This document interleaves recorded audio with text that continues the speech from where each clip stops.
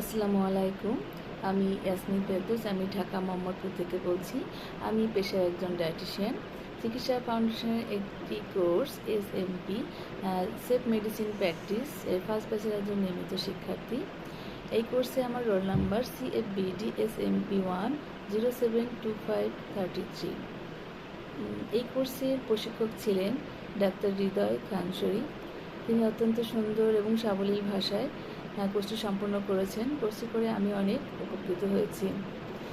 এই কোর্সের safe medicine practice সম্পর্কে অনেক কিছু বোঝানো হয়েছে, যেটা বুঝে বা শুনে আমি অনেক উপকৃত হয়েছি। আজকে আমি কিছু টপিকস নিয়ে আলোচনা করব। সেটা হচ্ছে যে মানসিক স্বাস্থ্যের ক্ষেত্রে কী কী ওষুধ বা সতর্কতা এবং সেটার সমাধান। মানসিক স্বাস্থ্য আসলে আমাদের দৈনন্দিন জীবনে অত্যন্ত গুরুত্বপূর্ণ একটি অংশ, যেখানে উদ্বেগ থাকবে, বিষণ্ণতা, সিজোফ্রেনিয়া, বাইপোলার ডিসঅর্ডার বা ঘুমের সমস্যা থাকে। সেখানে রোগীরা অনেক সময় অনেক ধরনের ওষুধ ব্যবহার করেন। এসব ওষুধ সাধারণত আমরা এসব মানসিক সমস্যা নিরাময়ের জন্য ব্যবহার করি, কিন্তু ভুলভাবে যদি ব্যবহার করা হয় সেক্ষেত্রে মারাত্মক পার্শ্ব প্রতিক্রিয়া ও আসক্তি হতে পারে।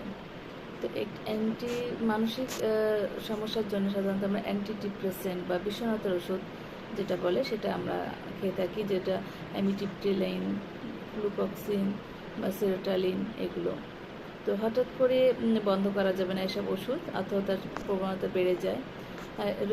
এসব ক্ষেত্রে অতিরিক্ত ডোজে সেরোটোনিন সিনড্রোমও পর্যন্ত হয়ে যেতে পারে।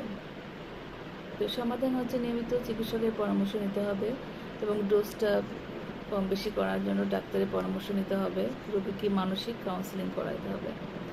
আর সেক্ষেত্রে আমরা আবার যদি বেশি উদ্বেগ বা অ্যাংজাইটি থাকে, যেটা অ্যান্টি অ্যাংজাইটিক ড্রাগ বা উদ্বেগ কমানোর ওষুধ আমরা অনেক সময় খেতে পারি। সেটা হচ্ছে ডায়াজেপাম, অ্যালজিপাম, লোরাজিপাম, এগুলো ঘুমের ওষুধ। সাধারণত এগুলো আমরা ব্যবহার করি, যেগুলো হঠাৎ করে আসক্তি বেড়ে যেতে পারে। এগুলো থেকে দীর্ঘমেয়াদী খাওয়ালে সেটার কার্যকারিতা আস্তে আস্তে কমে যায়।